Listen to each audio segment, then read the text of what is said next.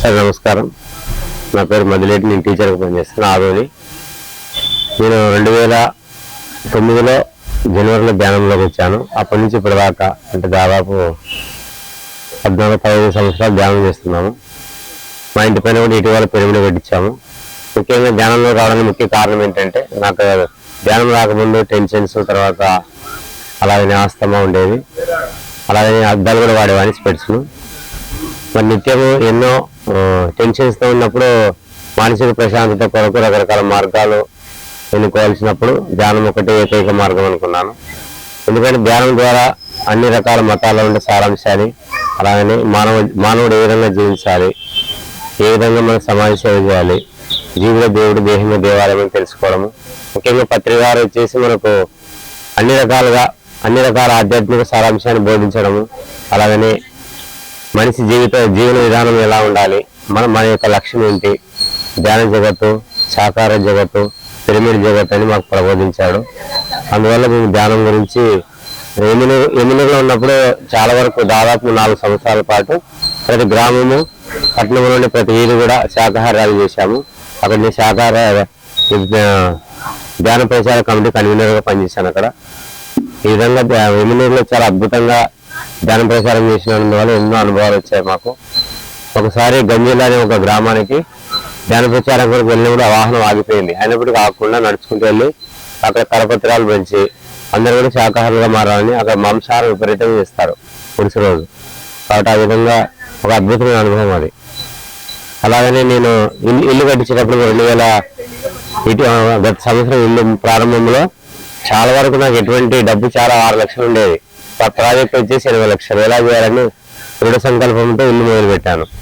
కారణం ఏంటంటే, నేను ఇంటి పైన పిరమిడ్ కట్టించి ప్రతి ఒక్కరు కూడా ధ్యాన ప్రచారం చేయాలి, అందరూ కూడా ధ్యానం అందించాలని ఒక విశ్వ కళ్యాణం కొరకు సంకల్పం పూనాను. కాబట్టి తద్వారా ఇంటికి కావాల్సిన అన్ని రకాల డబ్బు సకాలంగా సమకూరింది. తద్వారా పిరమిడ్ కట్టించాను. మా పిరమిడ్లో ప్రతి నిత్యము దాదాపు 10 మంది స్త్రీలు, 5 మంది పురుషులు ప్రతిరోజు ధ్యానం చేస్తారు మా పిరమిడ్లో. అద్భుతంగా ప్రతి అమావాస్యకు పౌర్ణమి కూడా ధ్యానం చేస్తారు. కాబట్టి ఈ విధంగా అద్భుతంగా ధ్యాన ప్రచారం కూడా మా ద్వారా జరుగుతుందని మేము ఆశిస్తున్నాము. అలాగనే ఆదోని పిరమిడ్ స్పిరిచువల్ సొసైటీ ద్వారా నేను ఇటీవల ఈ పిరమిడ్లో కూడా జాయింట్ సెక్రటరీగా ఎన్నుకోబడ్డాను. సార్ వాళ్ళ యొక్క కృషి వల్ల, అంటే నా యొక్క మంచి అనుభవాలు దానివల్ల కూడా. కాబట్టి ఈ విధంగా ధ్యానం ప్రచారం చేయడానికి కావాల్సిన అవకాశం ఏర్పడింది. మా పాఠశాలలో ప్రతి విద్యార్థి కూడా 45 నిమిషాల బోధన సమయంలో 5 నిమిషాల పాటు ధ్యానం చేసిన తర్వాత బోధన ప్రారంభించడం జరుగుతుంది. కాబట్టి తద్వారా పిల్లలు మానసిక ప్రశాంతత కలిగి ఉండి పాఠం పట్ల ఏకాగ్రత కలిగి ఉంటారు. అలాగనే ఉపాధ్యాయుడు బోధించే పాఠం పట్ల కూడా ఏకాగ్రత కలిగి ఉండి ప్రతి ఒక్కరు కూడా మంచి క్రమశిక్షణ కలిగే అవకాశం ఉంటుంది. కాబట్టి ఒక టీచర్గా ఎంతోమంది విద్యార్థులకు ధ్యానం అందించే అవకాశం ఏర్పడింది వృత్తిపరంగా. అలాగని ధ్యానపరంగా అయితే మేము ప్రతి 2019 నుంచి శ్రీశైల మహాయజ్ఞం కానివ్వండి, అమరావతి కానివ్వండి, అలాగనే విశాఖపట్నం కానీ, సింహాచలం కానివ్వండి, తర్వాత 2012 నుంచి తరచుగా కడతాల్ పిరమిడ్కు ప్రతి సంవత్సరం కూడా ధ్యాన మహాచక్రం కానీ, ధ్యాన మహాయజ్ఞం కానీ వెళ్ళడం జరిగింది. అక్కడ మహా అద్భుతం. ఎందుకంటే ఇటీవల పత్రికారి యొక్క సమాధి ఉంది కాబట్టి ఎంతో అద్భుతమైన జ్ఞానాన్ని, ఎంతో విశ్వశక్తిని అక్కడ పొందగలం. కాబట్టి మంచి ధ్యానం మించిన మార్గం లేదని నేను తెలుసుకున్నాను. ఎందుకంటే ధ్యానం ఒక్కటే ప్రస్తుత ఏకైక పరిష్కార మార్గం. ఎందుకంటే మనిషి అంతరంగంలో ప్రయాణించే ఏకైక మార్గమే ధ్యానం. మిగతా కళ్ళు తెరిస్తే బాహ్య ప్రపంచం, కళ్ళు మూస్తే మన ప్రపంచం.